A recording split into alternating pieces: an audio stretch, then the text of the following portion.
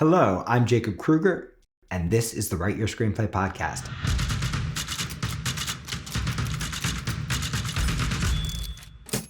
So today, we are going to be talking about character traits.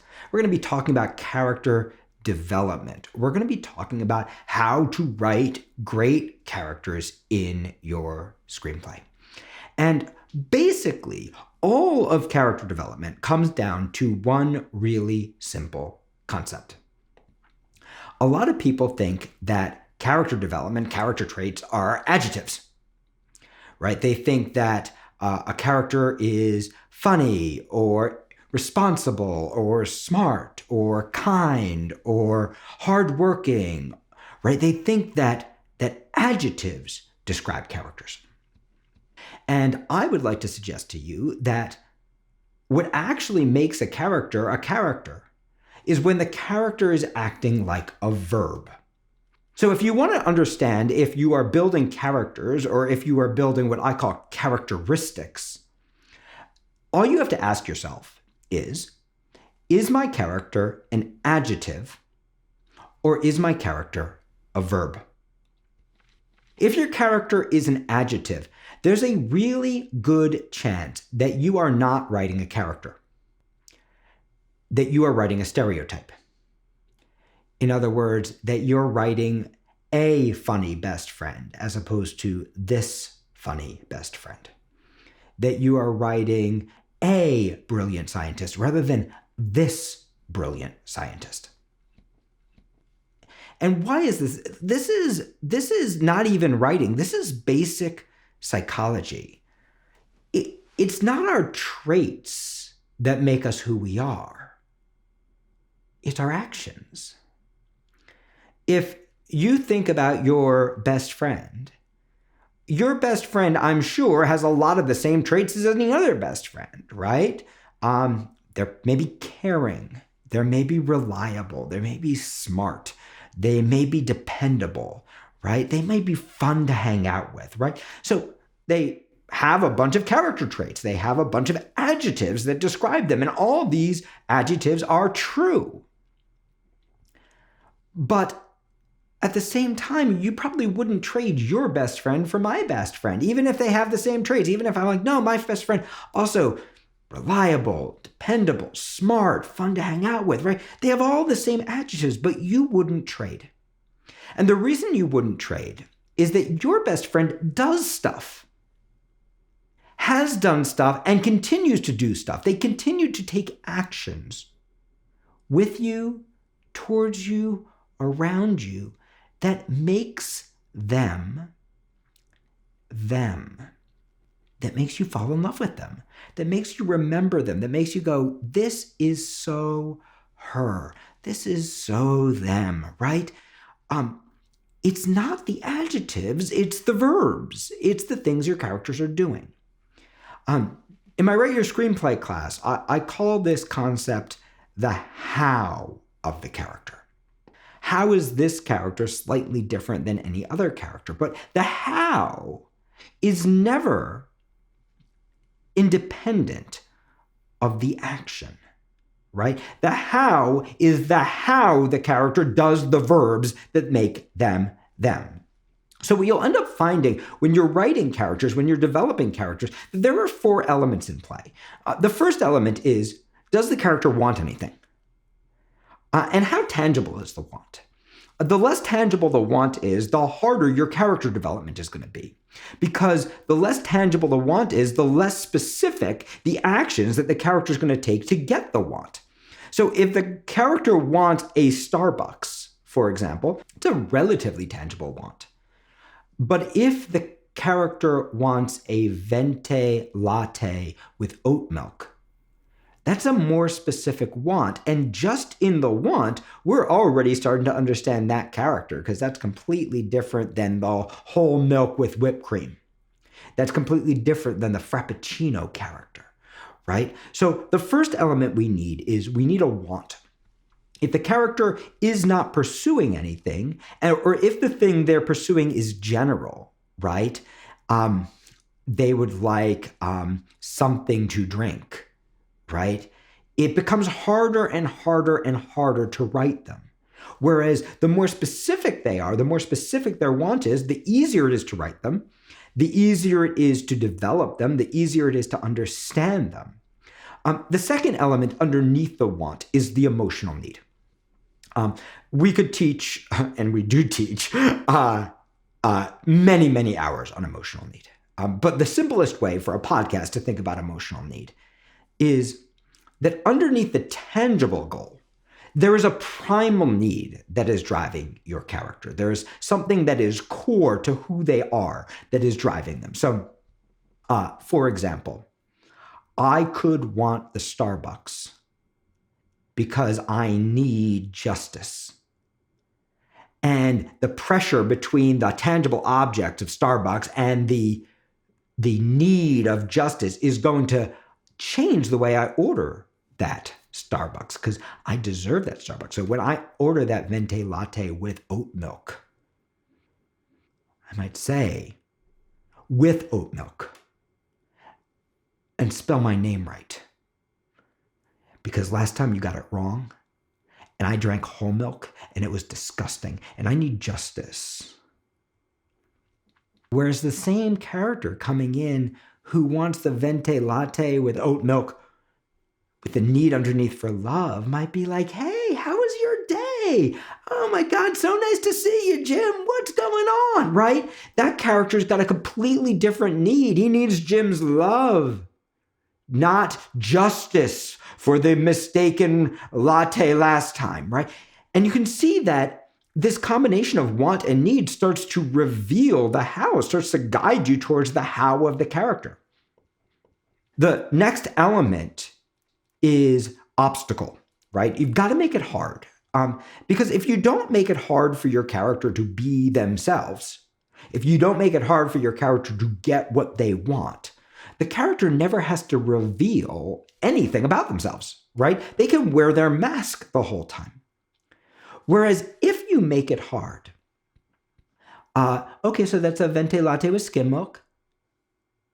Well, the character who wants love might be like, no, I understand you might, I probably wasn't clear. You're doing a great job, by the way. No, but I'd really like oat milk. Whereas the character who wants the venti latte but needs justice might be like, did you not hear me? Right? So what happens is want, emotional need, obstacle, these elements together start to generate the how. The next element of finding the how is to seek and destroy anything normal that your character does. So in our real lives, right, most of what we do is normal. Hey, how you doing? Good, good. How are you? Good, good. We've all had this conversation, right? Sometimes you're so not present for that conversation that you actually ask again, right? Because you're just going through the motions of being a person. In our screenwriting, in our TV writing, we don't want the normal character traits because the normal character traits are not memorable because the normal character traits do not distinguish our main character from any other main character. They don't distinguish our secondary character from any other secondary character, right? We don't want the normal. In real life, we don't remember the normal anyway, right? When you're like, oh my God, you gotta meet my friend Mary, right? Mary is so freaking awesome. You've gotta meet her. The other day, we were out and she ordered a drink and she ordered a rum and Coke.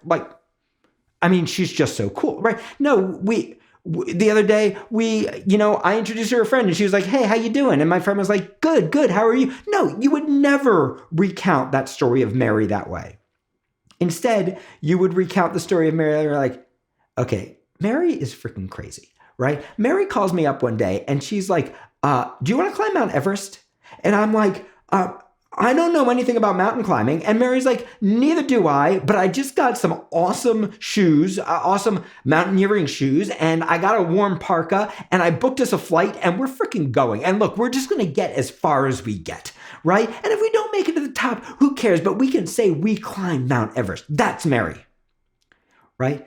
Do you see that instantly you know who Mary is, right?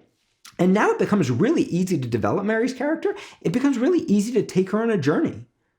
So, for example, when Mary goes out to the bar, Mary's not going to order a rum and coke. Mary's going to be like, make me a drink I've never had before that takes me to a place I've never been, right? Mary is not going to ever do anything normal in your script. In real life, half of what Mary does is normal, and half of the time, Mary's going to Mount Everest. But in a screenplay, we're kind of giving the purest version of the character, where the character demonstrates her how from the very beginning. And what's really nice is when you have this want, this emotional need, this obstacle, and this how, when you have these four elements of character happening, character development becomes so easy. Because if you want to take Mary on a journey, right? Mary seems really fearless, right? That might be the adjective that you'd use to describe her. But there are a million fearless characters. What's fun about Mary is the verb of going to frickin' Mount Everest. The verb of I don't care how far we get, right? The actions that she's taking. Adjectives sit flat, right? And force you, the writer, to do the work of demonstrating. Verbs have movement to them. They have action to them. They are moving the character and therefore the story forward. In other words, verbs are just the choices the characters do that will end up showing you and your audience what the traits of these characters actually are. Once you know that Mary is climbing Mount Everest, her character development is really easy. For example, you could say, I need to bring Mary to a place where she is afraid. I got to bring Mary to a place where Mary says no. I've got to bring Mary to a place where Mary says, I just want to go home. I got to bring Mary to the place where Mary says, I'll just have a glass of water, right? I got to move Mary to that place, and then maybe I've got to move her to another place from there. But once I know the verbs that Mary does, I just have to ask, well, what would a slightly or highly different version of that verb be? And suddenly, do you see that you told yourself a story of the kinds of things that might have had to happen to Mary, the kinds of choices that she might have had to make, the kind of obstacles she might have had to face that would eventually bring her to, I want to go home, I just want a glass of water? Character development does not happen through adjectives. Character development happens through verbs. And why is this? Because this is how we are built as human beings. Right? We as human beings are not the adjectives that we happen to be. We are the things that we happen to do. And this is why characters develop. When you write an adjective, what you're really doing is you're putting your character in a box, right? You're going, this is who you are. But characters, just like us, we're so much more malleable, right? None of us are just one thing. The fearless person also has fear in her. The brave person also has cowardice in him. The loving person can also be cruel, right? We all have all these dualities in us. So if instead of looking for the adjectives that stick your character in a box and that force you to try to figure out how to show, if you think instead, okay, I'm just going to observe my character. I can observe them doing anything. It can be something big, like trying to finally tell the person she loves that she loves her, right? It could be something big, or it can be something small, like baking bread.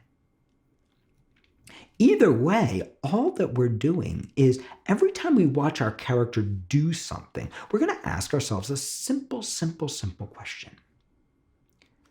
How is my character doing this thing in a slightly different way than any other character would do the same thing?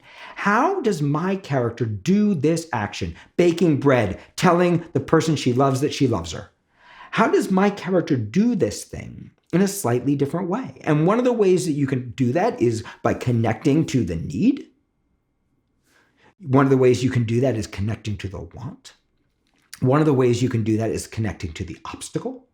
One of the ways you can do that is just going, how? How is it different? How is it unique? How is it specific? How does my character say hello in a different way than any other character? What is the verb that my character is doing that makes her, him, them so freaking compelling? What is the thing that captures not how they're completely different, but how they're slightly different from other characters of this type? And this is how you avoid writing stereotypes. Let's talk about some examples. Tony Soprano. How many mobsters have we seen in television? And if we were going to describe him, we would probably say he's sociopathic, violent, selfish, brutal. But those adjectives don't make Tony Soprano Tony Soprano. The thing that makes Tony Soprano different from every other mobster that we've seen are the verbs that he does. The big famous verb, of course, is he goes to therapy. Boosh, right? This is a completely different mobster than we've ever seen before. This is not Vito Corleone, right? This is not Get Shorty, right? This is a completely different mobster, right? He does the verb of going to therapy. And what that does is it translates the character into a different place. He does the verb of passing out over a bunch of ducks. He does the verb of showing up for the mother who never has a kind word to say to him and is actually plotting his death. He does the verb of kowtowing to his Uncle June, who wants to kill him. He does the verb of brutally murdering people. He does the verb of cheating on his wife. He does the verb of letting Chris get away with stuff he wouldn't let anybody else get away with because he loves him. He is constantly doing verbs. If you think of Carmela Soprano, she's who she is because she's always trying, at least in season 1, to get Tony to go to church. She's who she is because she's always conducting these unrequited love stories that she's never going to fully pursue. She does the verb of trying to get out, but she also does the verb of always choosing the money. She does the verb of fighting for her children's college, right? It's these verbs that she does that distinguish Carmela from every other mob wife. It's the verbs that she does in the unique ways that she does them that makes Carmela Carmela. For a completely different example, let's think about a show like The Gilded Age. And Agnes, right? Sure, she happens to be the adjectives of stuck up, wealthy, conservative, powerful, controlling, right? She happens to be those adjectives, but that's not what makes Aunt Agnes Aunt Agnes. What makes Aunt Agnes Aunt Agnes is Aunt Agnes refuses to go next door. Aunt Agnes fights to keep the new money out of the old money's world. It's the choices that Aunt Agnes makes that make Aunt Agnes Aunt Agnes. And in fact, all of the stakes of the Gilded Age grow from Aunt Agnes not wanting Bertha in her society. This is the entire structure of the show. Bertha going to make her way into the right dinner parties. And a lot of people would think that, well, there would be no stakes to that. Well, who would care? Who cares if a bunch of wealthy, privileged people get into the right dinner party? Why are we even watching this? But what's compelling is characters who want something really bad, who are willing to make really specific choices that nobody else would ever make. If we think about Aunt Ada, she's a completely different character. And she happens to be not so bright. And she happens to be really kind and sweet. And she happens to be really forgiving. But what makes Aunt Ada is that she always does the verb of thinking the best of people. What makes Aunt Ada is that she gets taken in by every swindler. What makes Aunt Ada is that Aunt Ada does the verb of believing in people to the same degree that Aunt Agnes does the verb of keeping people out. What makes Aunt Ada is that Aunt Ada will constantly fail to stand up to Aunt Agnes for what she believes. Even though eventually, if you wanted to develop her character, and likely will happen, you might find what is the moment where she finally puts her foot down. Just as in the Gilded Age, they build that wonderful moment where Aunt Agnes finally loses her head and stomps into Bertha's house that she's refused to enter up till now when she finds out that her butler is helping them throw a party. Right? We're watching, once we know who the character is, right? That the character is always making these kinds of choices in this kind of way. Great. Take the character Aunt Agnes, who is always planning, and bring her to the point where she's impulsive, where she doesn't, a verb, not the adjective impulsive, the verb impulsive, storming across the street to tell off her butler and forgetting that she's about to step into the house she promised herself she would never enter. So when you're thinking about your characters, don't work so damn hard, right? Don't think about how do I establish for the audience who this character is. Instead, think about what does the character want? What does the character need? What is their obstacle and what is their how? Listen, how do they talk slightly different than any other character? Look, how do they do even the simplest action, eating a sandwich, slightly different than any other character? And once you find those little specific moments, then all you have to do is play with them.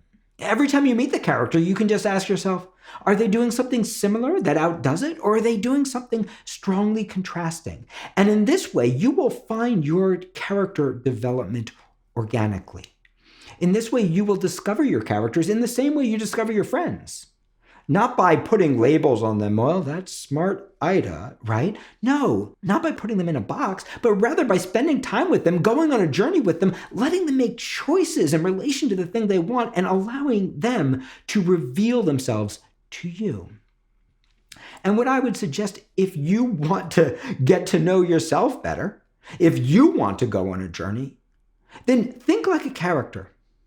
Stop labeling yourself. Stop saying, I'm smart, I'm dumb, I'm talented, I'm slow, I'm struggling, I'm troubled, right? I'm brilliant, I've got it together. Stop doing the adjectives. To quote Walt Whitman, I am large, I contain multitudes, and you are large, you contain multitudes. We are not one adjective. We are only the thing we do. And if we want to develop our characters, well, we can develop our characters the same way we develop ourselves. By realizing that we don't have to be today who we were yesterday. That all we have to do if we want to develop ourselves, if we want to develop our characters, is to make choices that we haven't made before. It's to do verbs that we haven't done before. And inevitably, when we do that, two things will happen. Number one, we're going to start to find structure in our lives because we're making new choices that give us meaning. And number two, we are going to start to reveal our real character traits, not the ones that we're used to, not the box that we hang out in, not the labels that we've lived with, but the multitudes that we contain, the full scope of who we can really become. I hope that you enjoyed this podcast. Please like and follow, write us a review, and come join us every Thursday night. We have a free writing class, Thursday Night Writes. It is freaking awesome. We have an incredible community, so come check it out. Writeyourscreenplay.com/Thursday.